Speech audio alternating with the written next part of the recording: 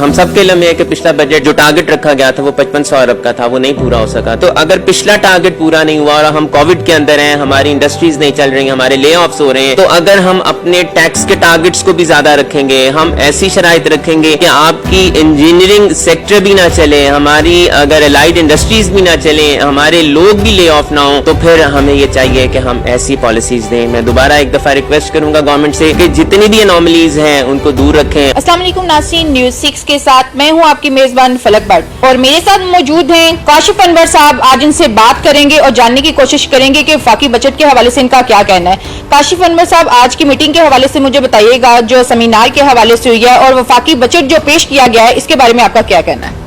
ہماری standing committee on finance and taxation نے آج ویبینار کے ذریعے پوسٹ بجٹ سیمینار کیا, اور ہمارے جو مقررین تھے انہوں نے یہ بتایا, اور جیسا کہ ہم سب کے علم میں ہے کہ اس بجٹ میں بہت سی ایسی چیزیں آئی ہیں جو ہمارے ریٹیلرز کے لیے ہیں, ہمارے انڈسٹریلسٹ کے لیے ہیں, ہمارے سیلز ٹیکس رجسٹرڈ پرسنس کے لیے ہیں, لیکن بہت سی ایسی بھی قوانین شامل کرنے کی تجویز کی گئی ہے جس سے جو ہم یہ کہتے ہیں کہ جو ٹیکس کے اہداف پورے کرنے کے لیے صرف انہی لوگوں کو ٹیکس اسکویز کیا جائے گا جو ٹیکس نیٹ کے اندر ہیں. تو ہماری گورنمنٹ سے یہ ریکویسٹ ہے کہ ایسی تمام شکوں کو دور کیا جائے, جو کہ ہم بار بار یہ گورنمنٹ سے ریکویسٹ کرتے ہیں کہ ٹیکس کے پروسیجرز کو آسان کریں, ان تمام پینلٹیز کو, ان تمام آڈٹس کو, ان تمام اسٹیٹمنٹس کو, ان تمام ریکوائرمنٹس کو جو صرف ٹیکس پیئرز کے لیے ہیں. ہم یہ نہیں کہتے کہ آپ جو نان فائلرز ہیں آپ ان کو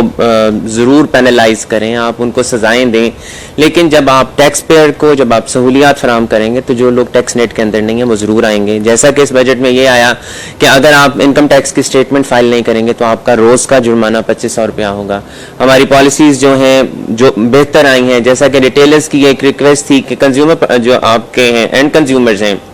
ان کے لیے CNIC کی شرط کو 50,000 سے 1 لاکھ روپے تک کر دیا جائے. گورنمنٹ نے اس کی بھی تجویز کی ہے. ریٹیلرز کو ود ہولڈنگ ایجنٹ 5 کروڑ پہ بنایا جاتا تھا, اس کو 10 کروڑ پہ کرنے کی تجویز ہے. لیکن جو ایک بہت بڑا مسئلہ ہے ریٹیلرز کے لیے کہ اس سال کے لیے ریٹیلرز کے لیے منیمم ٹیکس صرف 0.5% رکھا گیا ہے, وہ بھی اس شرط پہ کہ اگر 2018 کے ٹیکس سے ہمارا اس سال کا ٹیکس کم نہیں ہوگا. تو میرا سوال یہاں پر یہ ہے کہ اگلے سال اس کا مطلب ہے کہ منیمم ٹیکس جو ہوگا وہ دوبارہ 1.5% ہوگا. تو ہمیں اپنی پالیسیز کو اس طرح سے لانا ہے کہ ہم ایسے سیکٹر کو, جو کہ گورنمنٹ بار بار کہتی ہے کہ ریٹیل سیکٹر ایک ایسا سیکٹر ہے جو ٹیکس نیٹ کے اندر نہیں آتا. دوسری طرف اگر ہم یہ بات کرتے ہیں کہ جو مینوفیکچررز کے ساتھ بھی ہم نے کیا کہ اگر مینوفیکچرر اپنے ایک سپلائر کو جو کہ سیلز ٹیکس میں رجسٹرڈ نہیں ہے اگر وہ سپلائز کرے گا تو اس کی جتنی بھی ان پٹ ریلیٹڈ انوائسز کا ہوگا,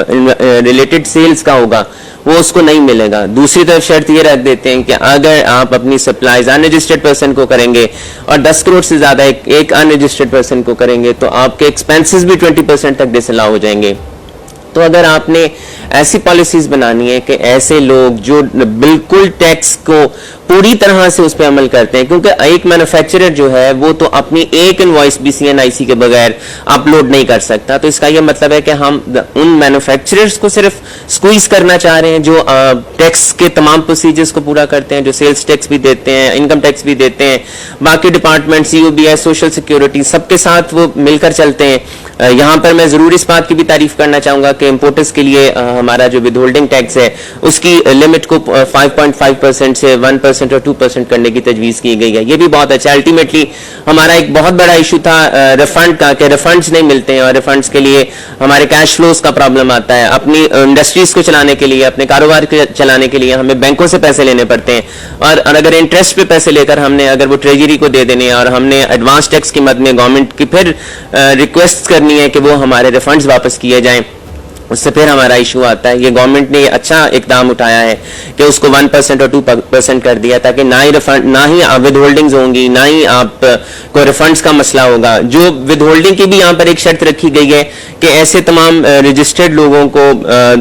اگر ان کی سپلائز, ان کے ٹرن اوور اگر 10 کروڑ تک ہوں گی تو انہیں ود ہولڈنگ ایجنٹ نہیں بننا پڑے گا. تو یہ بھی اچھے اقدام ہے. لیکن جو پینلٹیز کی شرائط ہیں 122 کی اسیسمنٹ کے لیے جو کہا گیا ہے کہ اس کے لیے کوئی کانفیڈنٹ آپ کے پاس نہیں ایسا پروف کے بغیر بھی اس کی اسیسمنٹ دوبارہ ہو سکے گی. تو ایسی تمام شکوں کو, ایسی تمام تجاویز کو کہ ہم صرف انہی لوگوں کو سکویز کریں, کیونکہ ہم سب کے علم ہے کہ پچھلا بجٹ جو ٹارگٹ رکھا گیا تھا وہ 5500 ارب کا تھا, وہ نہیں پورا ہو سکا, 3900 ارب پہ وہ آیا, اور اب بھی جو رکھا گیا ٹارگٹ وہ 4900 ارب کا ہے. تو اگر پچھلا ٹارگٹ پورا نہیں ہوا اور ہم کووڈ کے اندر ہیں, ہماری انڈسٹریز نہیں چل رہی, ہمارے لے آفس ہو رہے ہیں, تو اگر ہم اپنے ٹیکس کے ٹارگٹس کو بھی زیادہ رکھیں گے, ہم ایسی شرائط رکھیں گے کہ آپ کی انجینئرنگ سیکٹر بھی نہ چلے, ہماری اگر الائڈ انڈسٹریز بھی نہ چلیں, ہمارے لوگ بھی لے آف نہ ہوں, تو پھر ہمیں یہ چاہیے کہ ہم ایسی پالیسیز دیں. میں دوبارہ ایک دفعہ ریکویسٹ کروں گا گورنمنٹ سے کہ جتنی بھی انوملیز ہیں ان کو دور رکھیں. اور میں یہاں پر یہ بھی ضرور بتانا چاہوں گا کہ یہ لاہور چیمبر کو پروگریٹو جاتا ہے کہ لاہور چیمبر کی standing committee of finance and taxation نے, اگر میں غلط نہیں کہہ رہا, تو پورے پاکستان کی چیمبرز میں سے اس نے لیڈ لی ہے پوسٹ بجٹ سیمینار ویبینار پہ کر اور انشاءاللہ ہماری اسٹینڈنگ کمیٹی جس طرح کووڈ سے پہلے سیمینارز کر رہی تھی اور انفارمیشن دینے کے لیے, جو کہ لاہور چیمبر کے پریزیڈنٹ صاحب, سینئر وائس پریزیڈنٹ صاحب اور وائس پریزیڈنٹ صاحب کا موٹو ہے کہ ہم نے انفارمیشن کو ڈیلیور کرنا ہے, ہم انشاءاللہ آگے بھی اپنے تمام سیشنز کو اسی طرح سے کنٹینیو کریں گے اور ہم اپنے تمام سیشنز آگے بھی ویبینار پہ کرتے رہیں گے تاکہ ہم زیادہ سے زیادہ ٹیکس کے متعلق, اکانومی کے متعلق ہم لوگوں کو انفارمیشن پرووائڈ کر سکیں. جی ناظرین, آپ نے سنی chairman tax committee chamber of commerce Kashif Anwar صاحب کی باتیں. اسی کے ساتھ اپنی میزبان فلک بٹ کو اجازت دیجیے گا. اللہ نگہبان.